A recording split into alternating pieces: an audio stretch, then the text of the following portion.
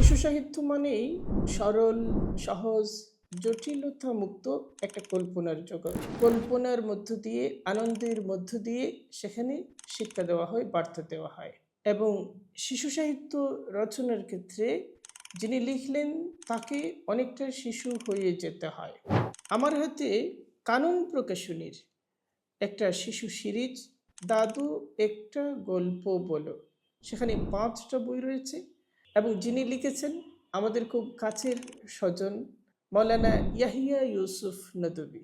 শিশুদের কাছে অত্যন্ত প্রিয় একজন লেখক, একজন কথাশিল্পী। তিনি তার গল্পগুলোকে শিশুদের কাছাকাছি নিয়ে গেছেন, তাদের মনের খাবার জোগানোর চেষ্টা করেছেন এবং তাদের মতো করে সহজ সরল হয়ে কিছু বার্তা, কিছু শিক্ষা তাদের মনের ভেতরে পৌঁছে দেওয়ার চেষ্টা করেছেন।